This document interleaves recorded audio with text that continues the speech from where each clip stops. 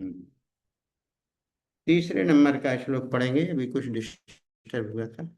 किंबाल लीला कलितो न बालः पित्रो पुरो जल्पति निर्विकल्पः तथा यथार्थं कथयामि नाथे निजाश्रयं सानुशयस्तवाग्रे।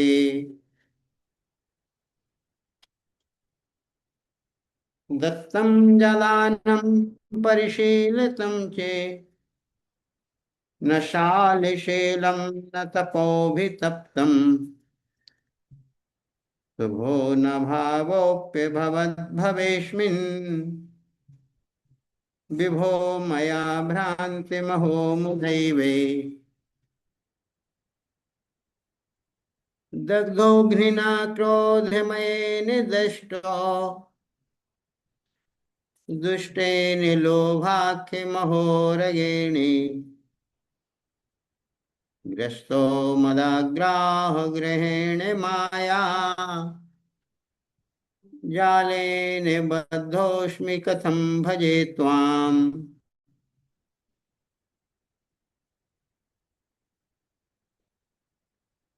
यहीं तक अपना हुआ था। 5 श्लोक हो चुके हैं। चलो, जिन लोगों को एक एक पढ़ करके सुनाना है, अथवा जो लोग कंठस्थ याद कर रहे हैं वो भी सुना रहे हैं, जिनको भी सुनाना है वो सुना सकते हैं।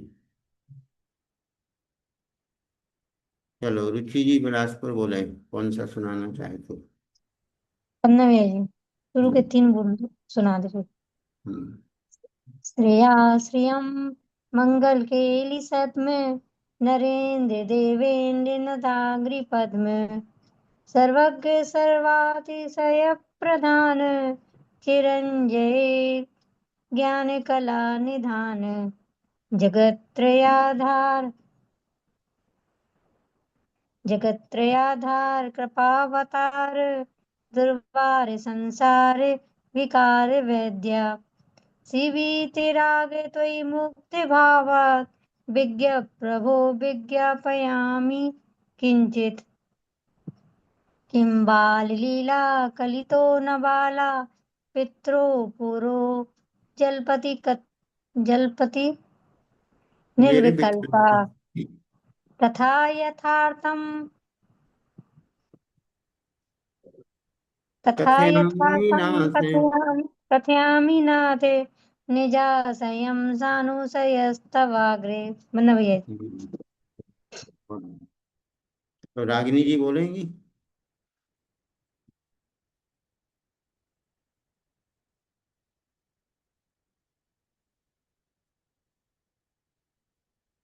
चलो, डिम्पल जी बोलो। वंदना भैया भैया जी 5वां सुना।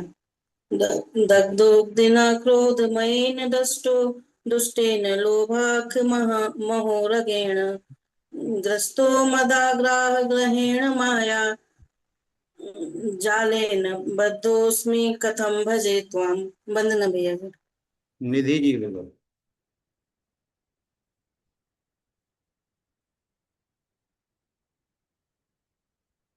निधि जी पुणे। वंदना भैया जी। दग्धोग्निना क्रोधमयेन दष्टो दुष्टेन लोभाख्यमहोरगेण ग्रस्तो ग्रस्तो मदाग्राह ग्रहेण माया जालेन बद्धोऽस्मि कथं भजे त्वाम्। वंदना भैया जी। चलो, इसी श्रृंखला में पद्मा जी भंडारी बोलेंगी। वंदना भैया जी। दग्धो गिन्ना क्रोधमयेन दष्टो दुष्टेन लोभाक्यमहोरगेण ग्रस्तो मदाग्रहेण माया जालेन बद्धोऽस्मि कथं भजे त्वाम्। वंदना भैया। चलो, सुनीता जी बोले। जी भैया वंदना भैया। दत्तं न दानं परिशीलितं च न न शालिशीलं न तपोभितप्तं शुभो न भवेस्मिन् विभो मया भ्रान्तमहो मुदैवे। अरे,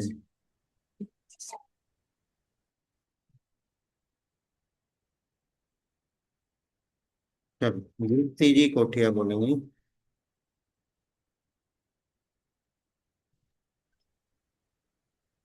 वंदना भैया जी। दत्तं हम्म, न दत्तं परिशीलितं चेत् न शालिशीलं न तपोनितप्तं शुभो शुभो न पापोऽपि भवेस्मिन् विभो मया भ्रान्ति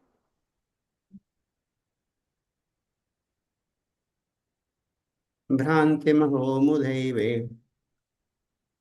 भ्रान्तिमहो मुधैव। वंदना भैया जी। मीना जी बोलेंगी।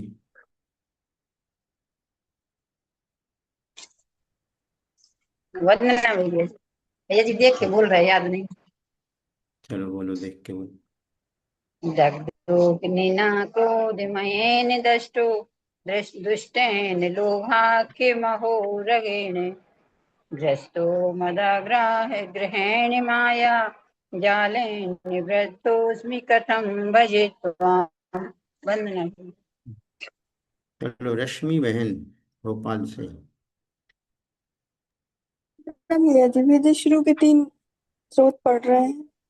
हाँ पढ़ो। श्रेया श्रियं मंगल केलि सद्म नरेंद्र देवेंद्र नतांग्रि पद्म सर्वज्ञ सर्वातिशय प्रधान चिरंजय ज्ञान कला निधान जगत त्रयाधार कृपावतार दुर्वार संसार विकार वेद्या श्रीवीतराग त्वयिमुक्त भावा विज्ञ प्रभु विज्ञापयामि किंचित किं बाल लीला कलित न बाला पितृ पुरो जल्पति निर्विकल्पा तथा यथार्थं कथयामि नाथ निजाशयं संशयस्तवाग्रे। तवाग्रे। वंदना जी। वंदना भैया जी। तो इनके अर्थ भी समझ में आ गए आपको कि नहीं? नहीं भैया जी हमारा भी नहीं। आज से ही आपने क्लास ज्वाइन की है? जी जी भैया जी। बोलो, बता देंगे। चलो सोनम जी ललितपुर। ना भैया जी। हम्म। भैया जी अभी याद नहीं किए, देख के सुना दे। अभी याद नहीं किए? नहीं भैया। चलो दो भैया सुना जी दो। अब ये स्तोत्र भी पूरा याद नहीं हो पाया। क्या नहीं हो पाया? श्रुति प्रिय स्तोत्र वो पढ़ना बंद हो गया, तो वैसे पढ़ते रहते तो याद ही नहीं होता। चलो रोज पाठ करती रहोगी तो हो जाएगा याद। जी भैया। जगत दयाधर कृपा अवतार दुर्वार संसार विकार वैभ्य श्री वीतराग मुग्ध भावा विज्ञ प्रभो विज्ञापयामि किंचित। वंदना भैया। चलो अभी तक अपन 5 पढ़ चुके हैं। पांचों का उच्चारण भी और पांचों का अर्थ भी आपको बताया जा चुका है। अब आप लोगों से एक एक का अर्थ पूछ रहे हैं।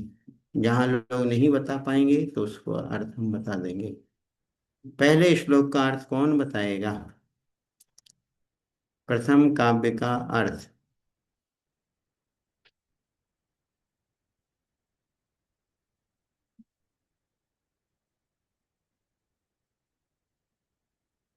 चलो कौन बता रहा है पहले काव्य का? चलो पद्मा जी भंडारी बोले। वंदना भैया जी। श्रेय श्रिया मंगल केलि सद्म नरेंद्र देवेंद्र नतांग्रि पद्म सर्वज्ञ सर्वातिशय प्रधान चिरंजय ज्ञान कला निधान। इसमें रत्नाकर सूरि जी मंगलाचरण में भगवान की विशेषता बता रहे हैं कि आप कल्याणकारी हैं और लक्ष्मी के शुभ क्रीड़ा के स्थान हैं, और चक्रवर्ती नरेंद्र और देवेंद्र के द्वारा आपके चरण जो है वो नम्रीभूत हैं, और आप संपूर्ण सर्वातिशय हैं, संपूर्ण अतिशय वाले हैं, और आप ज्ञान कला की खान है, और आप जो है वो चिरकाल तक जो है जीवित रहे। जय। ठीक है वंदना बहुत भैया जी। बढ़िया। देखिएगा सभी लोगों ने पहले काव्य का अर्थ समझा है। बिल्कुल सरल है। श्रेया अर्थात आप कल्याणकारी हैं, सभी के सभी जीवों का कल्याण करते हैं। अर्थात सभी जीव आपकी आराधना करके अपना कल्याण कर लेते हैं, तो कारण में कार्य का उपचार करके कहा जाता है भगवान सभी के कल्याणकारी, मतलब कल्याण में निमित्त बनते हैं। दूसरी विशेषता बतलाई जा रही है, श्रेयाम मंगल केली सद में। श्रेयाम का अर्थ होता है लक्ष्मी के, आप मंगल अर्थात शुभ, केली यानी कीड़ा के, सद माने स्थान है, अर्थात लक्ष्मी जो शुभ लक्ष्मी है, अर्थात केवल ज्ञान आदि लक्ष्मी, अनंत चतुष्टय रूपी लक्ष्मी, वो आकर के आपके अंदर ही कीड़ा करती है। तीसरी विशेषता बतला रहे हैं, आप चक्रवर्ती देवेंद्रों के द्वारा नम्रीभूत चरण वाले हैं, अर्थात आपके चरणों में आकर के इंद्र नरेंद्र चक्रवर्ती सभी आकर के नम्रीभूत हो जाते हैं, नमस्कार करते हैं। आप सर्वज्ञ भी हैं, आप संपूर्ण पदार्थों को जानते, इसलिए सर्वज्ञ कहलाते हैं। सर्वातिशय, आप संपूर्ण अतिशयों से युक्त हैं, और आप प्रधान अर्थात सभी में महापुरुषों में प्रधान हैं, श्रेष्ठ हैं, और आप ज्ञान कला की खान हैं, आपके अंदर ही केवल ज्ञान की उत्पत्ति आदि हुई है। ऐसे आप हे भगवान चिरकाल तक आप जयवंत बने रहे, आपको हम बारंबार नमस्कार करते हैं। काव्य नंबर 2 का अर्थ कौन बताएगा? अनेकों बार बता चुके हैं काव्य नंबर 2, 3, 4 का अर्थ। चलो वर्षा जी बताएंगी। वंदना जी भैया जी ट्राई कर रहे हैं। जगत त्रयाधार कृपा अवतार, दुर्वार संसार विकार वैद्या, श्रीभीत रागत तोयि मुग्ध भावात्, विज्ञ प्रभो विज्ञापयामि किंचित। इसमें बता रहे हैं कि ये भगवान आप तीनों लोगों के आधार हैं, और आप के दया और अहिंसा के अवतार हैं। अहिंसा के अवतार हैं, अहिंसा के मसीहा हैं आप, और दुर्वार संसार विकार वैद्या, आप इस दुर्वार मतलब अहिंसा के अवतार हैं, और आप बड़ी कठिनता से दूर किए जाने वाले संसार के दूर, आप मसीहा संसार के विकारों को दूर करने वाले वैद्य हैं, कुशल चिकित्सक हैं। आप पंच परावर्तन के श्री वैद्य हैं, बीसरे वीतराग तो मुग्ध भावात विज्ञ प्रभु विज्ञापयामि किंचित, और आप वीतरागी हैं, राग द्वेष से रहित हैं, और अंतरंग बहिरंग लक्ष्मी से सुशोभित हैं,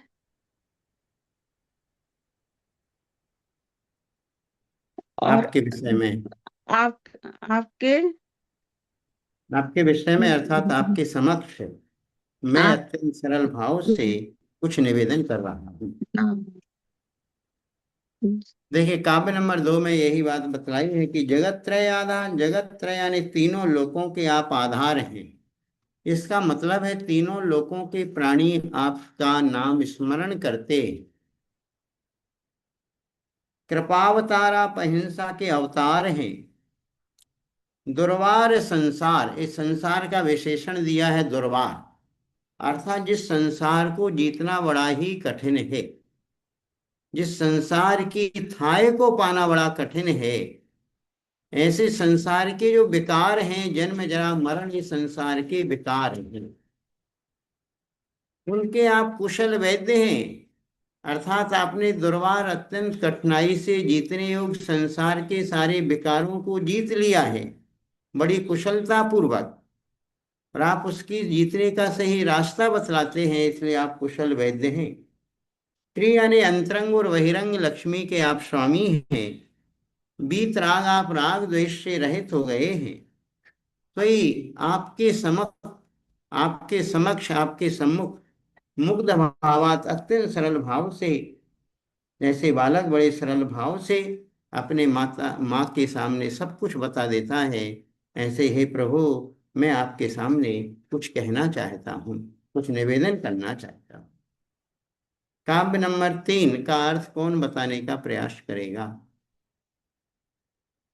स्वतः आप अपना हाथ ऊंचा करिएगा और बताने की भैया कोशिश करिए। भैया जी मैं कर रही कोशिश। चलो, सुनीता जी बोल। किं बाललीला कलितो न बाला पित्तो पुरो जल्पति निर्विकल्पः तथा यथार्थं कथयामि नाथ निजाशयं सानुशय तवाग्रे। हे स्वामी, जिस प्रकार अबोध बालक अपनी अपनी अपनी अपनी पीड़ा को अपने माता पिता के समक्ष निर्विकल्पता से पेश करता है, उसी प्रकार अपने अभिप्राय को मैं आपके सामने कह सकता हूँ। तीसरे नंबर के काव्य में अपनी आलोचना प्रारंभ की जा रही है। यहाँ पर रत्नाकर कवि कहते हैं कि नाथ हे स्वामी, जिस प्रकार बाल लीला कलिता, बाल क्रीड़ा से सहित बाला अर्थात बालक, ये बालक की विशेषता बतला रहे कि बालक कैसा है। बाल क्रीड़ा ने खेलते कूदते हुए खेल खेल में अपनी बातें अपने माता पिता के सामने बता देता है, उसी प्रकार बतला रहे हैं हे नाथ, बाल लीला कलिता अर्थात बाल क्रीड़ा से सहित बाला अर्थात बालक, पितरों यानी माता पिता के पुरो अर्थात सामने, निर्विकल्पा विकल्प सा से रहित होकर के किम जलपति क्या कुछ कहता नहीं है, अपितु सब कुछ कह देता है। रश्मि जी समझ में आ रहा है अर्थ? जी भैया जी, हाँ, आप आप ही की वजह से बता रहे हैं, हम आसानी से आ रिवाइज रहा है। करवा रहे हैं। क्योंकि 2-3 दिन से हम जी बराबर जी बता जी, रहे वो उसमें काव्य में है, वो में भी बराबर आ रहा है, मतलब पढ़ने को ही अर्थ निकल रहा है उसके। हैं।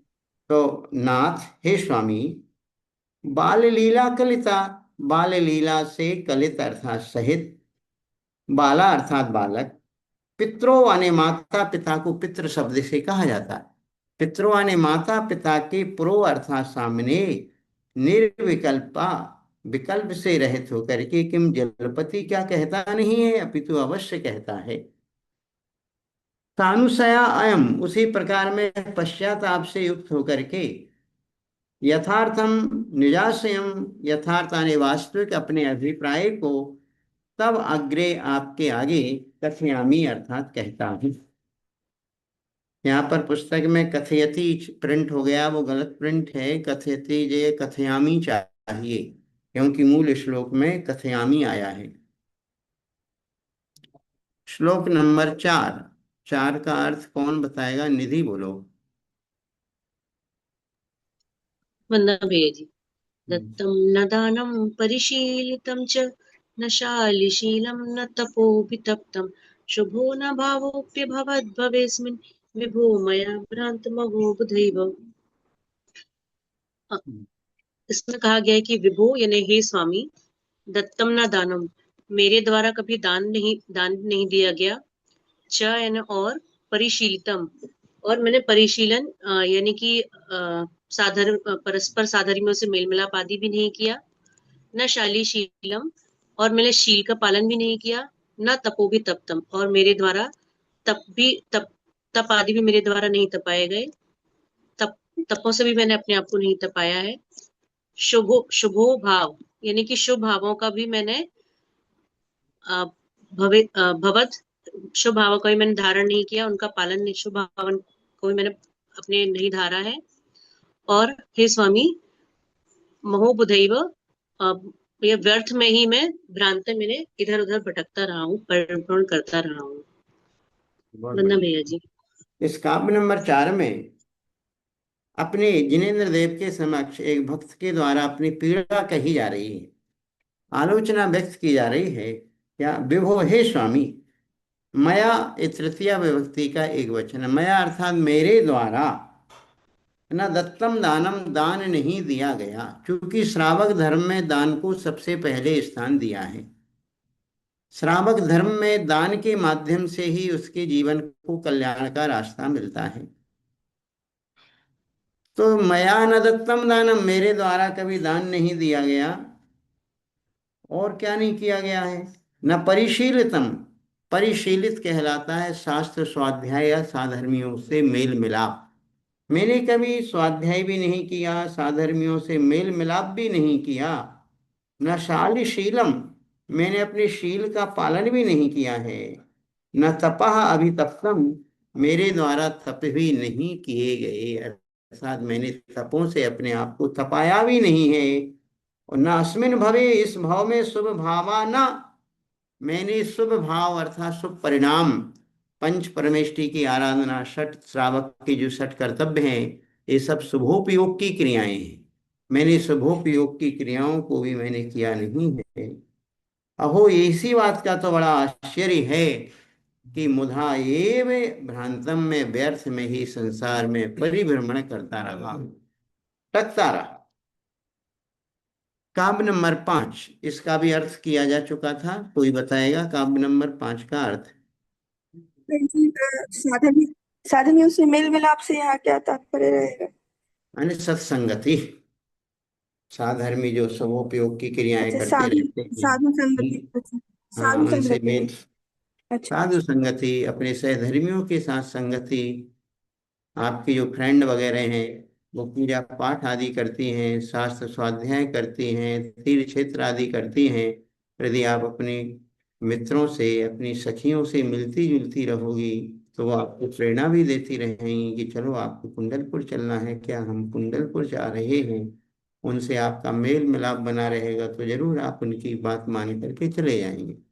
वो कोई आप शिखर जी जा रहे हैं, अपने मित्रों से कह देते हैं शिखर जी की यात्रा है, चलना है, हाँ चलते हैं। तो इस प्रकार वो शुभोपयोग की क्रियाओं में वो साधर्मियों का मेल मिलाप कारण बनता है। ये जी मेल मिलाप सिर्फ धार्मिक चर्चा पर ना, ऐसा उसी को हाँ, मेल मिलाप में लिया गया है।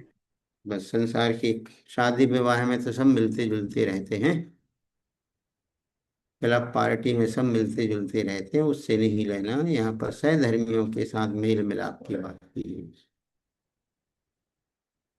चलो, 5वें नंबर के काव्य का उच्चारण और अर्थ दोनों बताना है। चलो, प्रियांशु जी बोलो। वंदना भैया जी। दग्धो निना क्रोधमयेन दृष्टो दुष्टेन लोभाग्यमहोरगेण ग्रस्तो मदाग्रहेण माया जालेन बद्धोस्मि कथम भजे त्वाम। इसमें ये इसमें ये बताया गया है कि अ, कि मैं क्रोध रूपी अग्नि के द्वारा जलाया गया हूँ, और दुष्टेन लोभाग्य महोरगेण की लोभ अ, लोभ नामक, हाँ, दुष्ट लोभ नामक सर्प के द्वारा डसा गया हूँ। ग्रस्तो मदाग्रह ग्रहीण माया, और अहंकार मदाग्रह ग्रहीण माया, मतलब माया अहंकार रूपी मगरमच्छों अहं, के द्वारा अहंकार मैं रूपी पकड़ा गया मगरमच्छ की पकड़ से पकड़ा गया हूँ। और जालेन बद्धोस्मि कथम भजे त्वाम, और जालेन माया बद्धोस्मि जाले, यानी माया रूपी जाल के द्वारा, माया रूपी बंधनों के पास के माया। द्वारा मैं बंधा गया हूँ। फिर मैं तो त्वाम, मैं मुझे आपकी भजूं आपकी कैसे, भक्ति मैं में कैसे आपको करूंगा, आपको स्मरण कैसे कर पाऊंगा। स्मरण करती देखिए, यहाँ पर यही बतलाया इस काव्य नंबर 5 हूँ। में, वंदना। 4 कषायों के बारे में बतलाया कि मैं चारों कषायों से ऐसा ग्रसित हो गया हूँ, ऐसा पकड़ा गया हूँ, ऐसा जकड़ा गया हूँ कि मैं 4 कषायों के चंगुल में फंसा हूँ। तो हे प्रभु, मैं आपको कैसे भजूं, कैसे आपको स्मरण करूं। मेरी दशा क्या हो रही है? हे भगवान, मैं क्रोधमयेन दग्धो अग्निना, क्रोध रूपी, क्रोध में यानी क्रोध रूपी अग्निना, अर्थात अग्नि के द्वारा दग्धा अर्थात जलाया गया हूं। और दुष्टेन लोभाख्य महोरगेण, दष्ट्रो, दुष्ट यानी खोटे, लोभ नामक महान सर्प के द्वारा मैं डसा गया हूं। और मद आग्रह ग्रहण, मद का अर्थ है अहंकार रूपी आग्रह ग्रहण का अर्थ है मगरमच्छ रूपी ग्रहों के द्वारा मैं ग्रस्तो अर्थात ग्रसित हो गया हूँ, डसा गया, पीड़ित हूँ, निगला गया हूँ, जैसे मगरमच्छ निगल जाता है। और माया जालेन बद्धा, माया रूपी जाल आने माया रूपी पास से, माया रूपी बंधन से मैं बंधा अर्थात बांधा गया हूँ। स्वाम कथम भजे, मैं आपको कैसे भजूं, मैं आपका स्मरण कैसे करूं, मैं आपकी आराधना कैसे करूं, यहाँ तक हुआ है। चलो, सभी को 5 काव्यों के अर्थ सभी को आने लगे हैं। अभी तक भी यदि किसी को 5 काव्यों में किसी काव्य का अर्थ नहीं आ पा रहा हो तो वो पूछ ले, बाद में ये ना कहना पड़े कि हमने नहीं पढ़ा है।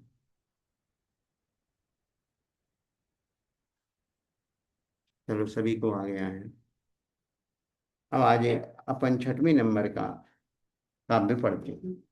आत्म कल्याण की प्रेरणा दे रहे हैं कि मैं अपने आत्मा का कल्याण कैसे करूं। कृतम मया मूत्रे, कृतम मया मूत्रे हितम न चेह, हितम न चेह लोकेपि लोकेश, लोकेपि लोकेश सुखम न मे भूत, सुखम न मे भूत अस्मादृशाम, अस्मादृशाम केवलमेव जन्मे, केवलमेव जन्मे जिनेश यज्ञे भवपूर्णाये, भवपूर्णाये। कृतं मया मूत्र हितं न चेह,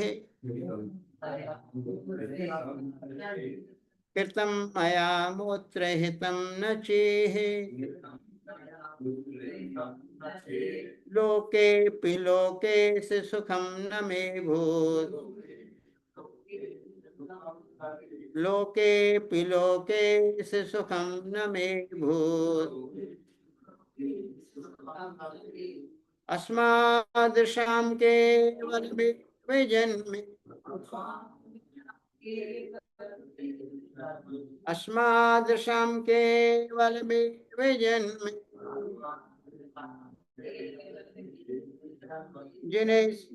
जिने से यज्ञे भवपूर्णाये,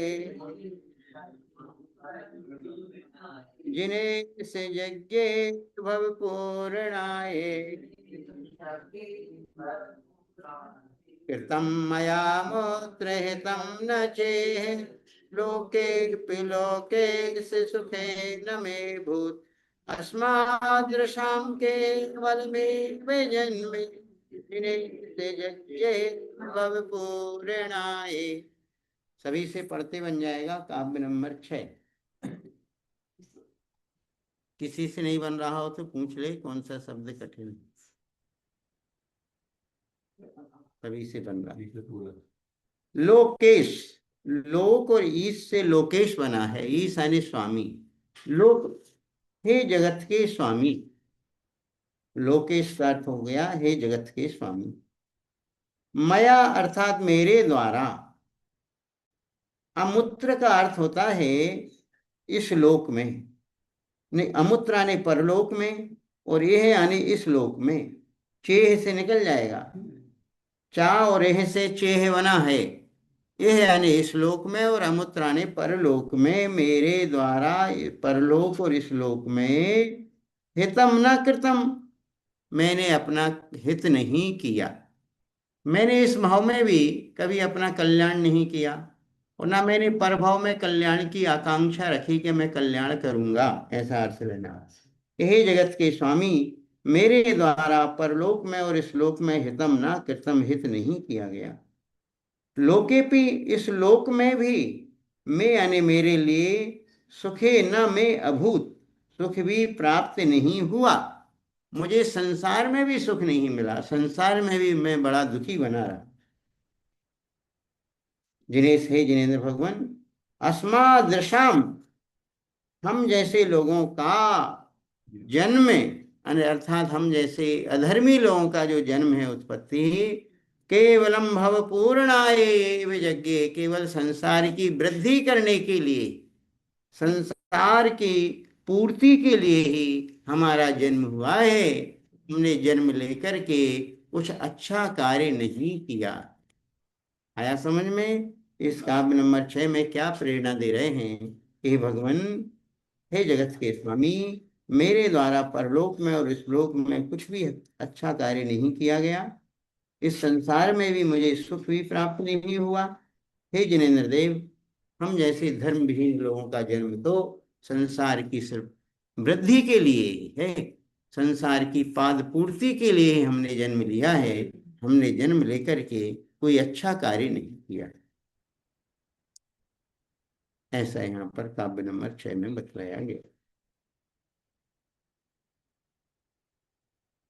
समझ में आया रश्मि जी?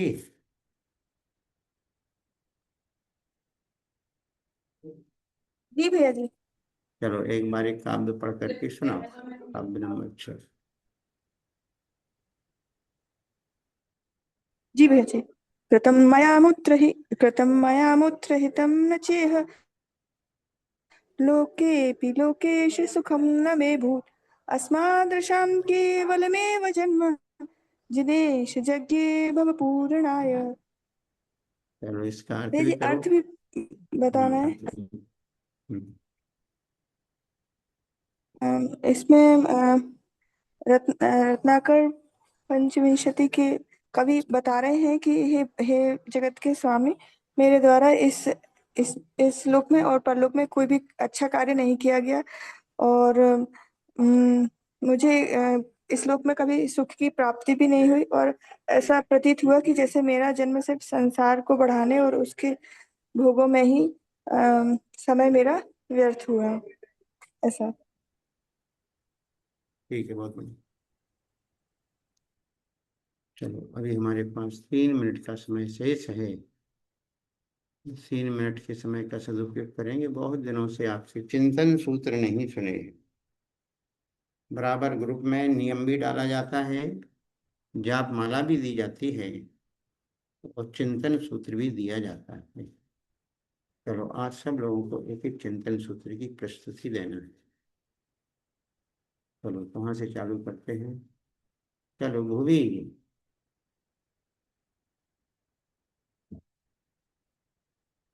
भूवी है क्लास में?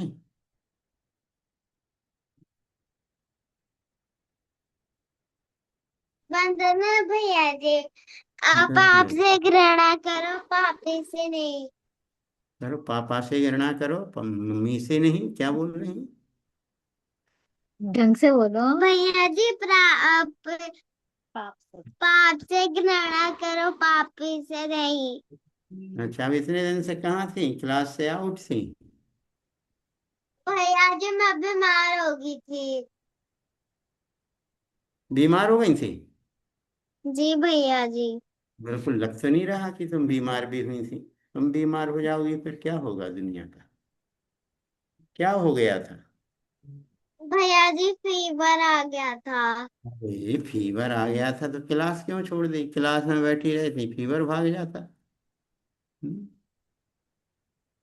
चलो ठीक है, अब ठीक हो गई हूँ। चलो निधि जी बोलो चिंतन सूत्र। वंदना भैया जी। हम्म, सत्य परेशान हो सकता है किंतु पराजित नहीं। बहुत बढ़िया है। अभी तक पराजित तो नहीं हुआ सत्य? नहीं भैया जी। चलो होगा नहीं। चलो सुनीता जी बोलो। सब लोग तैयार हैं अपना अपना चिंतन सूत्र देने के? क्रोधी व्यक्ति का मुंह खुला रहता है पर दिमाग बंद रहता है। बंद रहता है।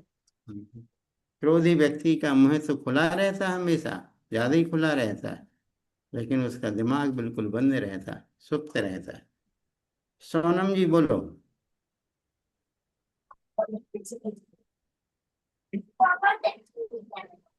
वंदना भैया जी। हम्म, मौन वह शक्ति है जिसके आगे क्रोध की सारी शक्ति विफल हो जाती है। वंदना सही भैया है। जी। प्रयोग किया है आपने कभी मौन की शक्ति?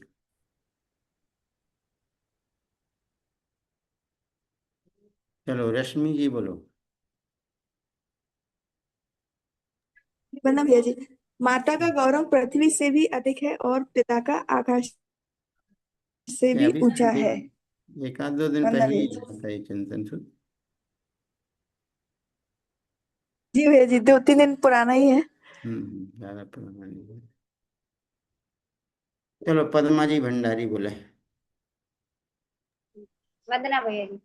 संसार में दो तरह के व्यक्ति अति दुर्लभ है, उपकारी और कृतज्ञ। उपकार करने